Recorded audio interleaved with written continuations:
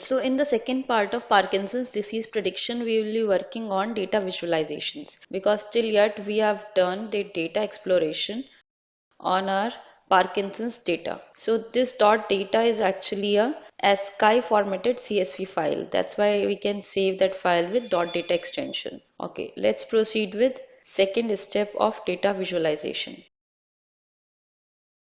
So in this step, we will first start plotting our histogram between the status of the patient and its frequencies. Means how many persons are healthy and how many are suffering from Parkinson's disease. So that we will plot in the first step. So we will take help of Matplotlib library.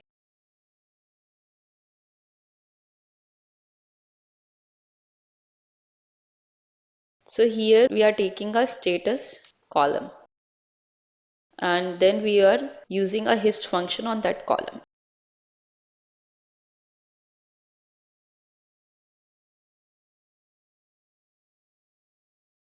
So now we will run plt.plot.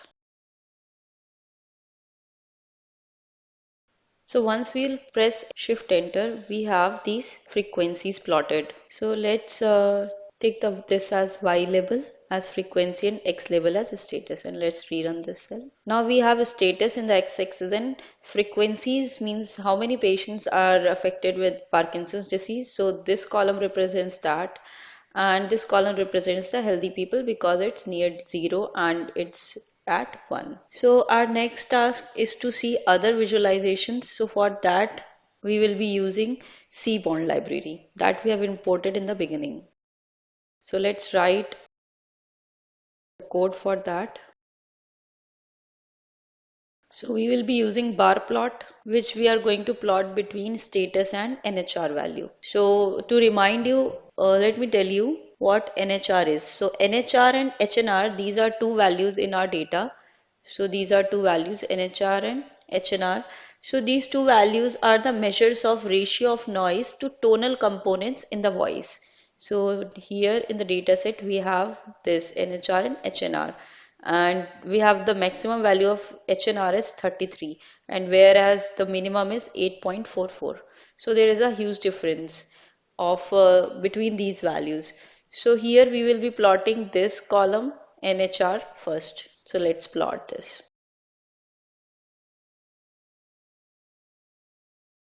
So let's take status on x-axis and NHR at y-axis. And let's provide here our data frame, right? So let's check the plot. So this is the plot. So we can see that the healthy people where the status is 0 have less values in comparison to the people who are suffering with Parkinson's disease. So let's write this in here. So we can note it down that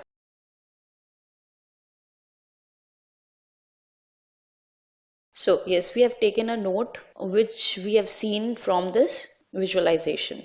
The persons suffering with Parkinson's disease are having high values of NHR in comparison to healthy people. Okay, let's see other plots. So let's copy this code and I will change the value of Y as HNR here. So that will show us the plot for HNR. Okay, HNR is quite reverse. So healthy people have high HNR whereas the persons who are affected with Parkinson's disease are having comparatively less HNR value. So it's a quite inverse of the above. So we'll note it down. So in the next plot, we are going to plot average vocal fundamental frequency versus status. So let's copy the same code and we will change the Y value here. So the column name is this. So we can see that the person having healthy lifestyle are having higher frequencies than the persons who are affected with Parkinson's disease. So like that we can plot other columns as well. Now for a time being, let's see the distribution plot. So let's write distribution plot we are going to see in here. So I'll write the code and later explain it.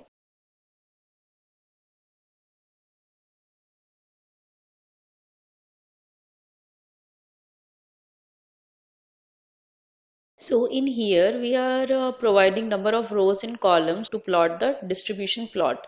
So we will having the plot in 3 rows and 7 columns. And then what we have provided is to draw the subplots for using these two variables. And here what we are doing, we are for every AX we are changing its corresponding cell. So I will take the row entry and J will take the column entry one by one using the for loop. And we will be plotting every column, and that we are providing in here, that index will change every time for loop is executed. So plt.tight layout will bind up everything in a single layout. So let's run this cell.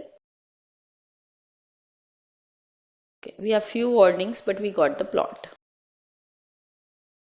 So here we can check that we have data distributions of different attributes of the data. So let's proceed for the Parkinson's disease prediction. So for that we do not require this column in the data. So this name won't be required because it doesn't provide any information. So we will remove this entry, and here we will doing some basic data cleaning. So let's do df.drop.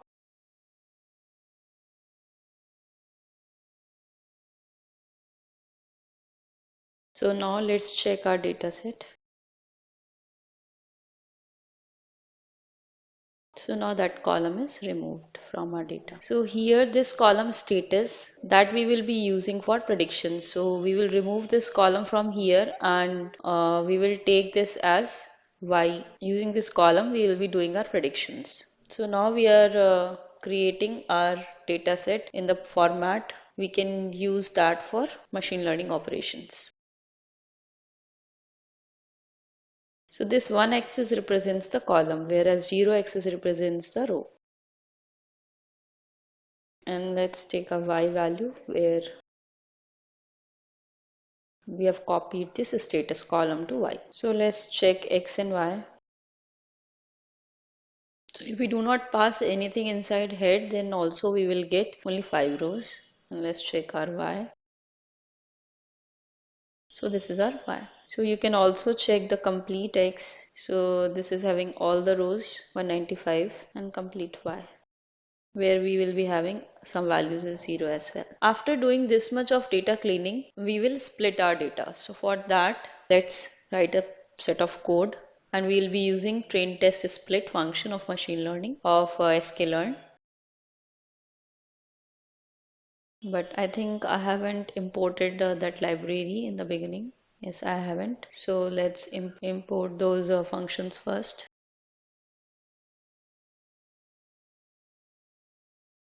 So let's write the complete function. So we are keeping 20% data for test and 80% data for training purpose. And we'll provide a random state so that every time we'll be having same data splitting. Let's run this cell. And if we'll check the shape of our train data, so it's 156, it's 80% of our data. And if we'll check test shape, then it is, so we have 39 rows in the test set. We will build our machine learning model in the third step of this project. Thank you for watching our video. If you haven't subscribed our channel till yet, please subscribe our channel, and also write the comment then which projects you are currently looking for, so that I'll create the videos on those projects. What are the other exploratory and visualization steps you want me to include in those projects? So please specify that also. So I'll be including your comments in our proceeding videos, and I'll be making the third part of this video. So please be at our channel and subscribe it. Thank you.